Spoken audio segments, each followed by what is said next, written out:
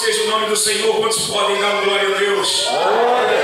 Quantos podem dar uma aleluia? Eu quero, irmãos, compartilhar o texto bíblico falando de porta. Tá bom? Você tem objetivo?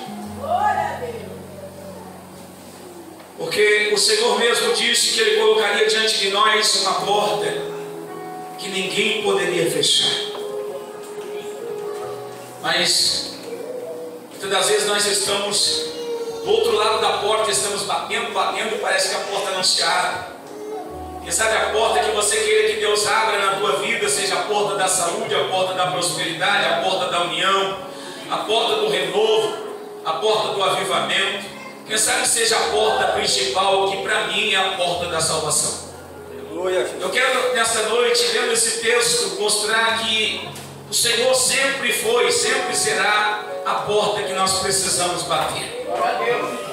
É impressionante que o tempo ele passa, mas a luta, a dificuldade, a provação, ela se repete na vida dos seres humanos, de cada um de nós, dentro daquilo que já foi vivido há muitos anos atrás. Quando o apóstolo Paulo, citando que a nossa luta não era contra a carne, não é contra o sangue, ele estava dizendo que o inimigo da humanidade, ele não muda, é sempre o mesmo. É sempre o mesmo. Que é Satanás. Ele só usa formas diferentes de nos atacar e procurar nos atingir. Quando ele não faz isso de uma forma individual, ele faz no todo. Quando ele tem essa condição, permissão e possibilidade, que é de tentar destruir a vida de uma pessoa individual. Por que eu digo isso? Porque o próprio Senhor deixou escrito na sua palavra, que eu admiro muito e está no meu coração. Jesus Cristo disse para Simão Pedro: Pedro, sobre esta pedra edificarei a minha igreja, e a porta do inferno não prevalecerá contra ela. Só porque aqui a tradução da igreja se refere a um conjunto de pessoas. Porque dentro do judaísmo, para se tornar uma igreja, tinha que ter mais de 9 homens para se formar uma igreja. Então não podia estar só em 1, 2.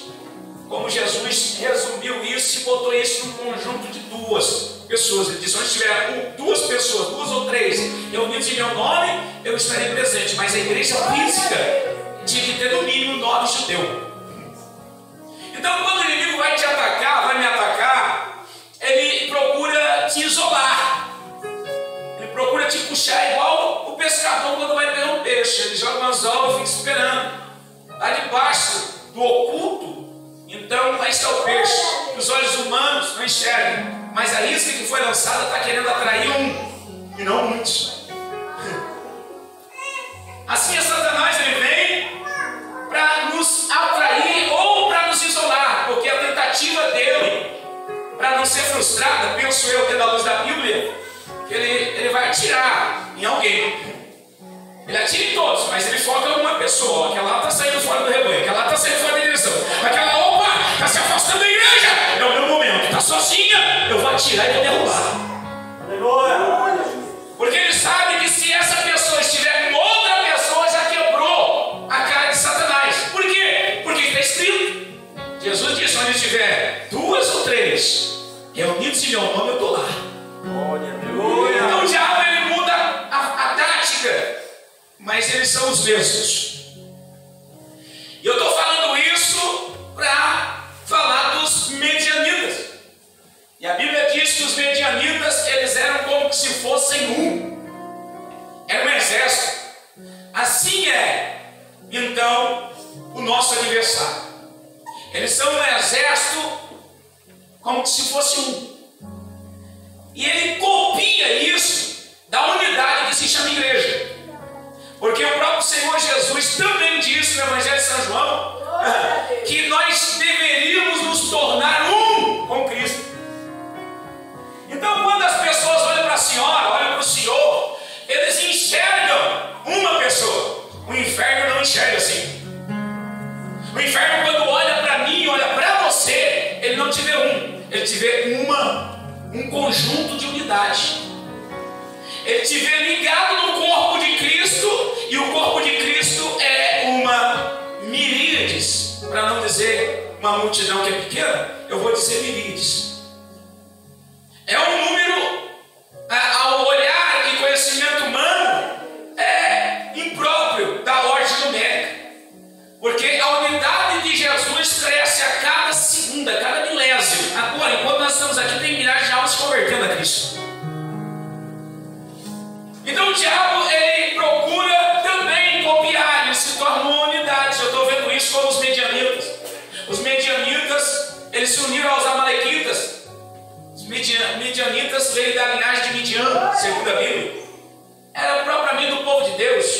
Era gente da mesma gente que se dividiram, que não quiseram seguir os mesmos rumos e obedecer os mesmos preceitos, se unificaram a outras pessoas que estavam em redor da terra, foram corrompidos e corroboraram para fazer o mal. Então, para aqueles que foram chamados e estavam debaixo da promessa, que era o povo judeu, chamado de Israel.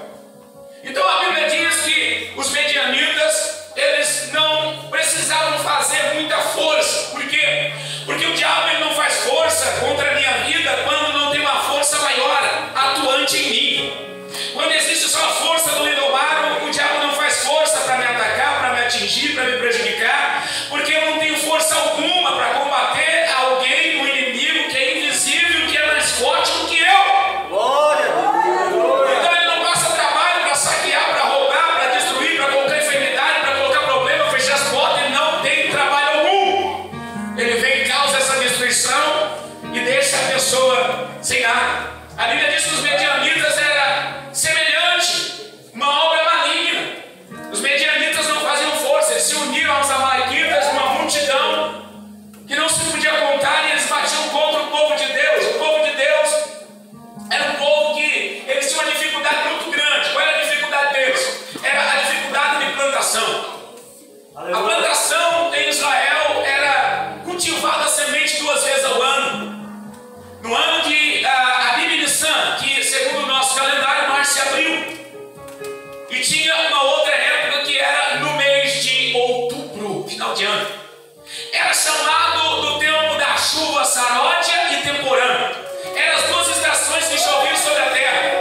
Então a água que caía do céu, das nuvens, regava a terra. Então os plantadores ou os cultivadores de terra, eles iam lá e conseguiam cavar então na terra seca e conseguiam semear a sua semente 2 vezes ao ano. E se não houvesse plantação, não tinha alimento. Por isso que o povo judeu acredita até hoje mais do que nós, e nós devemos seguir essa mesma regra, porque o próprio Jesus deixou na oração universal do Pai Nosso, registrando então e agradecendo pelo pão nosso de cada dia que o Senhor nos dá hoje.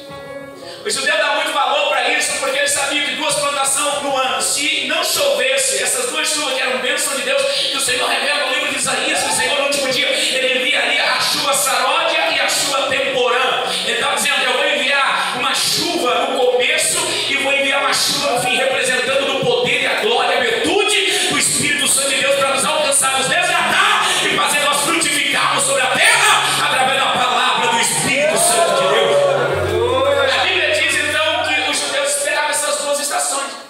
Se não viesse no mês de Nissan e Abib, só em outubro, final do ano. Então eles trabalhavam duro no Equanóis. Lá não tinha Carrefour, não tinha Forte, não tinha mercado, não. Eles plantavam para comer, eles tinham que plantar, esperar crescer e colher e viver. A Bíblia diz que eles faziam todo esse trabalho e chegava na hora da colheita, na hora do vamos lá, Deus abençoou. Os medianitas iam e tomavam tudo o que eles tinham plantado. O que eles ficavam? Eles ficavam com os abrolhos. Eles ficavam com o resto. Eles ficavam com os resíduos, os fragmentos de uma colheita que tinha sido saqueada. E a Bíblia diz então que depois que o inimigo batia e levava tudo, eles ficavam se lamentando e dizendo: por que Deus permite tudo isso acontecer? Mas eu fiz questão de ler aqui no versículo 1 do capítulo 6, porque a Bíblia mostra o porquê que estava acontecendo tudo aquilo. A Bíblia diz que os filhos de Israel, então, porém, se desviaram da presença do Senhor.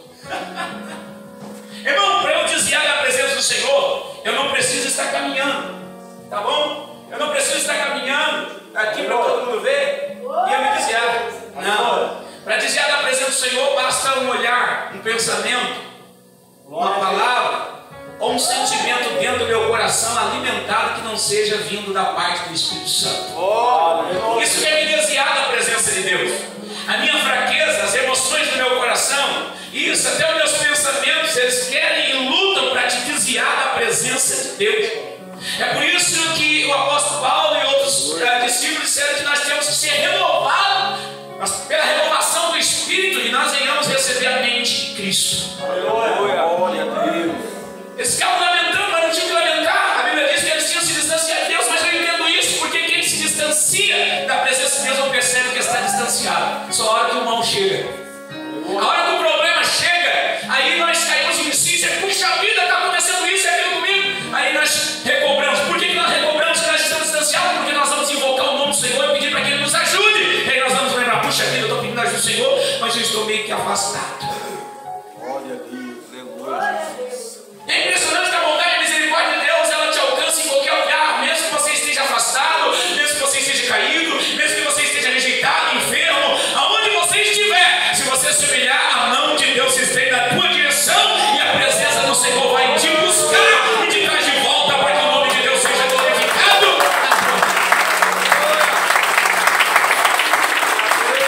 A Bíblia diz que os medianitas fizeram igual ao povo da saída ou do êxodo.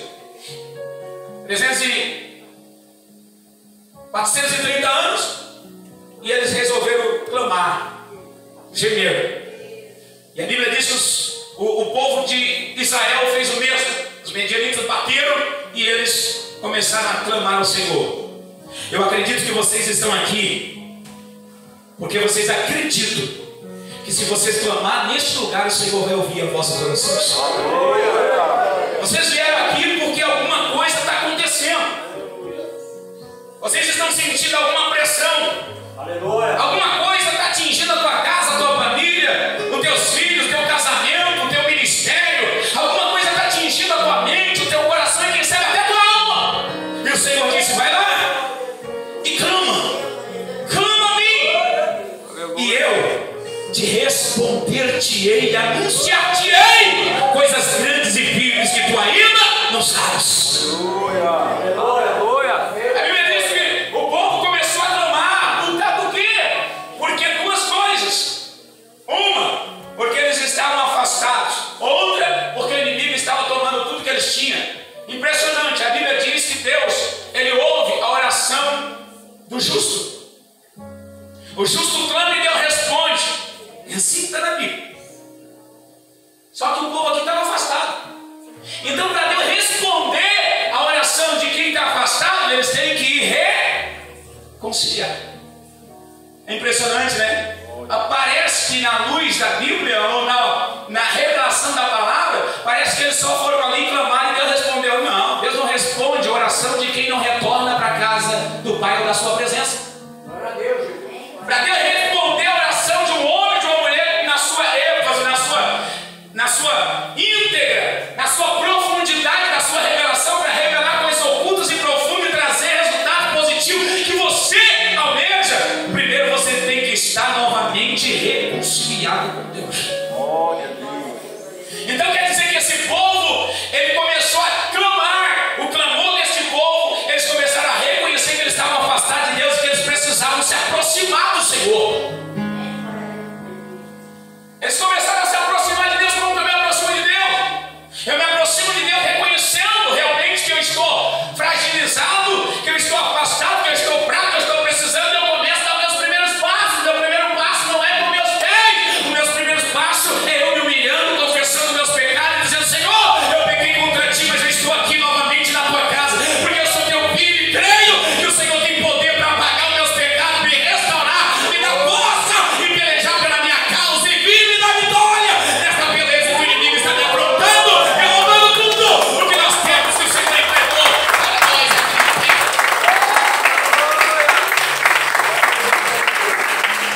Então, parece que a palavra clamar, todo mundo vem e clama e todo mundo tem resposta. Não é assim. O povo começou a clamar e começou a se humilhar e reconhecer que estar longe de Deus é sintoma de fracasso, é sintoma de derrota, é sintoma de família destruída, é sintoma de pobreza. Longe de Deus, o sintoma na vida das pessoas é de angústia, depressão, é sintoma de pânico, de medo, de pavor, de insegurança, incerteza. Todos esses sintomas que aparecem na tua e na minha vida quando nós nos afastamos da presença de Deus. Tem alguém que produz isso, e ele também gosta de trabalhar em unidade para atingir alguém que se distanciou de Deus e está isolado. A Bíblia diz que os medianitas batiam, mas enquanto eles estavam na presença de Deus, eles não batiam. Eles estavam afastados, porque a presença de Deus na vida de alguém, pelo mundo espiritual, é visto no espaço da eternidade. Quando alguém está na presença de Deus, isso é visto pelo inimigo no espaço da eternidade. O que eu quero dizer com isso? Eu quero dizer que aquele que está na presença de Deus, a glória de Deus, que sai do trono e vem te alcançar aqui embaixo, nesse mundo tenebroso e escuro, lá no inferno, quando Deus abre a porta do céu para a sua glória, a sua Shekinah, o seu poder, a sua presença, a sua luz te alcançar, o inferno já está dizendo: Deus abriu a porta lá em cima, é porque Ele vai alcançar alguém aqui embaixo e nós não podemos mais tocar, porque a presença de Deus já está na vida dessa pessoa, para dar vitória ao Senhor. Essa pessoa está querendo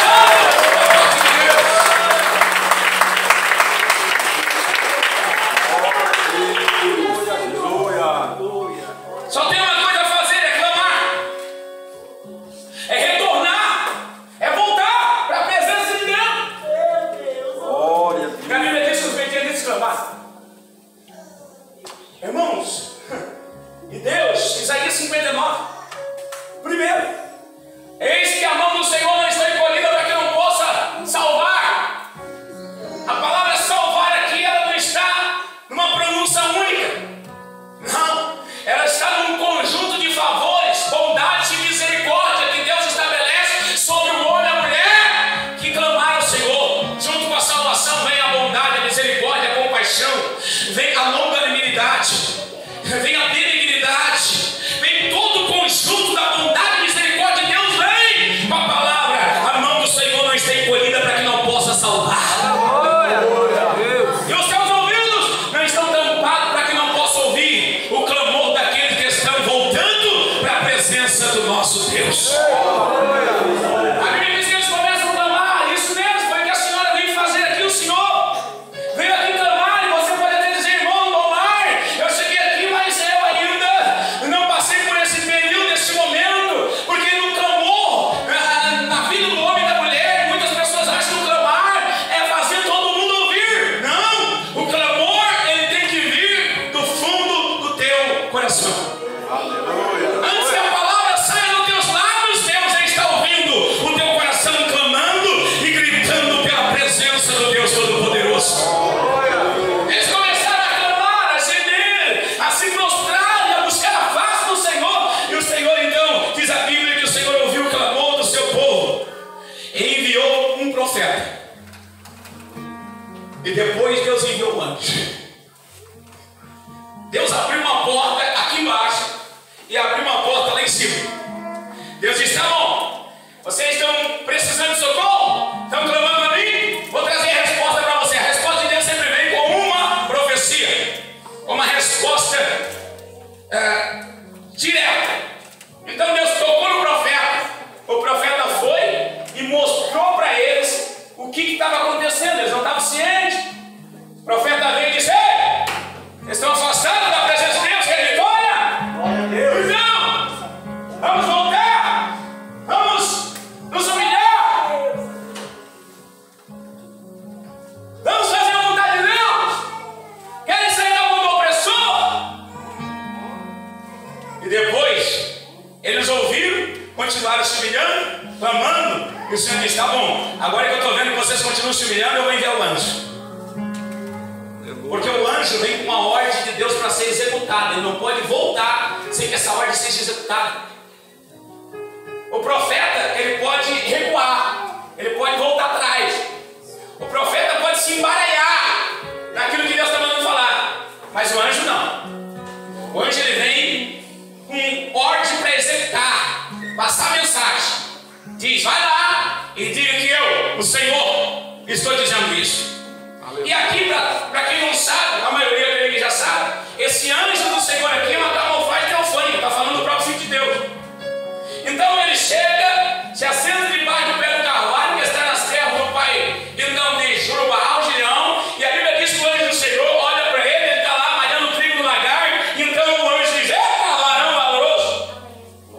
Em que tem um homem valoroso que se esconde do inimigo, está tentando sugar o restinho do inimigo, deixou para sustentar sua casa, e se escondendo lá nas rochas, nas montanhas, nas cavernas, que eles tinham escavado para proteger o alimento que tinha sobrado, para o inimigo não voltar e levar tudo. Em que tem de valor um homem ou uma mulher dessa forma? É porque o Senhor vê aquilo que você não vê. O Senhor enxerga aquilo que você não enxerga. Isso em você mesmo. Você não enxerga em você, muitas das vezes, capacidade, força, coragem. Você não enxerga em você, então, um jeito de você alcançar uma porta aberta. E Deus está dizendo: vai, porque o Senhor é contigo para te dar vitória. O Senhor já enviou o anjo, ele já está lá na tua casa, ele está no teu bairro, ele está aqui na igreja, ele está lá no teu projeto, ele está lá trabalhando na tua saúde, ele está lá abrindo a porta que você precisa. O Senhor já está dizendo: vai, nessa tua força, porque o Senhor é contigo, varão e varoa valorosa.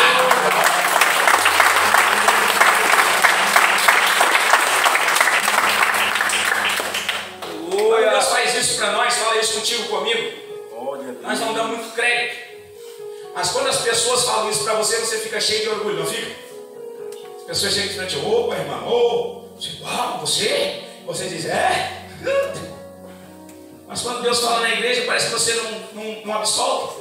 Glória a Deus. Parece que não tem sentido, não é?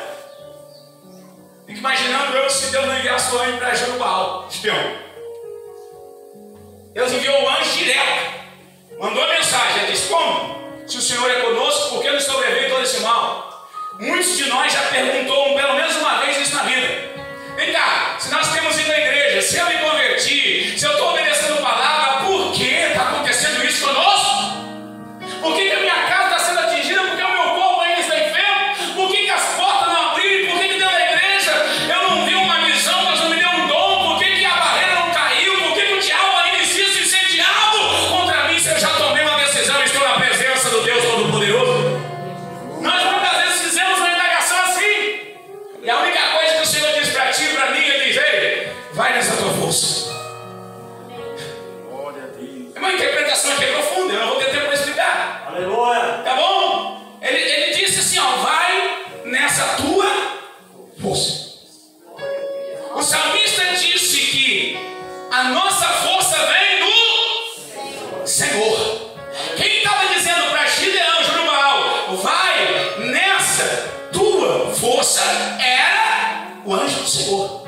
Aleluia. Quem estava pronunciando isso, ele estava dizendo: vai nessa tua força, porque tu está vendo o inimigo, tu está vendo a tua situação, tu está vendo o teu problema, as circunstâncias que estão à tua volta, mas tu não está enxergando o poder de Deus que eu coloquei dentro de você. Eu quero que você acorde, eu quero que você reconcilie, eu quero que você volte para a minha presença. Por quê? Porque é nessa força que eu coloquei dentro de você que você vai vencer os medianitas como se fosse um só homem. A força que Deus colocou dentro de Gideão, o poder que ele tinha dentro dele, tinha poder para destruir todos os medianitas como se fosse um só homem. Ele não sabia disso. Aleluia, Jesus. Ele não sabia disso, como você também não sabia. Que o poder de Deus que está dentro de ti, ele abate todo o inferno como se fosse um só demônio. Ele acaba com todos os teus problemas como se fosse um só problema. Aleluia. Ele joga todas as barreiras por terra da tua vida, desde o dia que você nasceu até agora. Se você tomar uma decisão para Cristo, como se fosse só uma barreira. Era isso que Jesus, ou melhor, o anjo do Senhor estava dizendo para Jerubaal: vai nessa tua força, porque eu te dei força, eu te escolhi, eu te capacitei. E eu vim aqui para te dizer isso pessoalmente, já que você se afastou e se esqueceu. Mas aqueles que eu escolho, eu não me esqueço. Estou aqui para te fazer lembrar que tu não é fraco. Vai nessa tua força e tu vai livrar todo o Israel.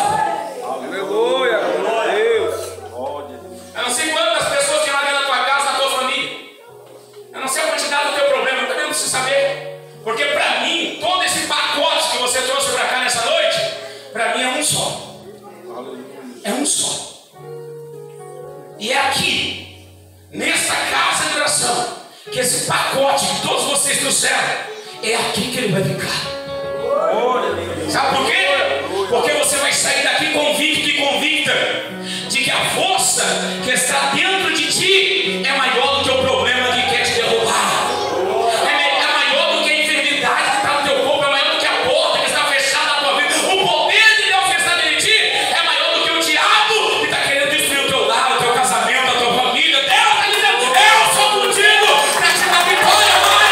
Vai nessa tua força, porque eu sou contigo.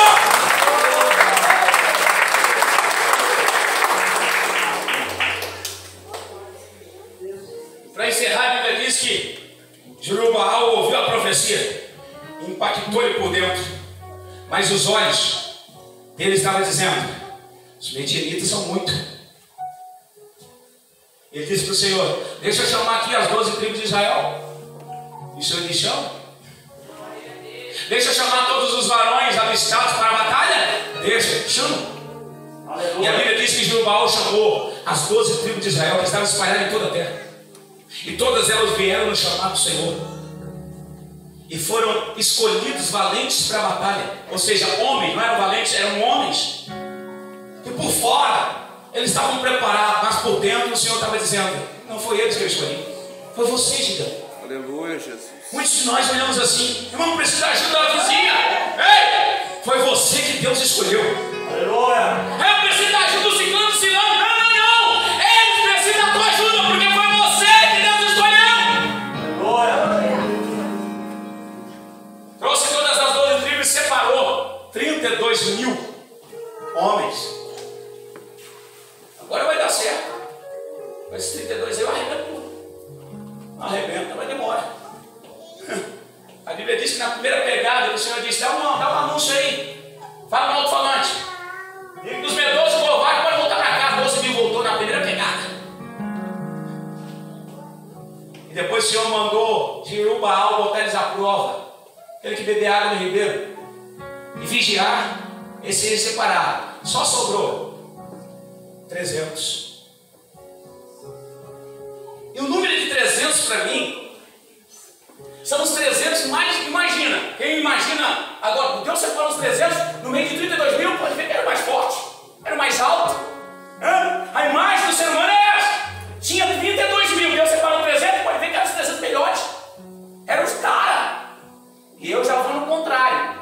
Os 300 que Deus separou, quem olhava para os 300 dizia: puta, ô Gideão, rapaz, se der um vento, esse camarada, eu vou na primeira, Gideão, tu vai com ele para a batalha. E Gideão dizia: o Senhor disse que é eles, esses 300. Quem olhava para os 300 dizia: não vai dar nada. E Deus está dizendo: vai dar sim. Porque Deus escolhe as coisas pequenas para confundir as grandes. Deus escolhe as coisas que não são para confundir as que são. E a Bíblia diz que Deus disse: Gideão, não precisa tu lutar, porque a espada do Senhor vai lutar contra os teus inimigos, porque os teus inimigos são meus inimigos.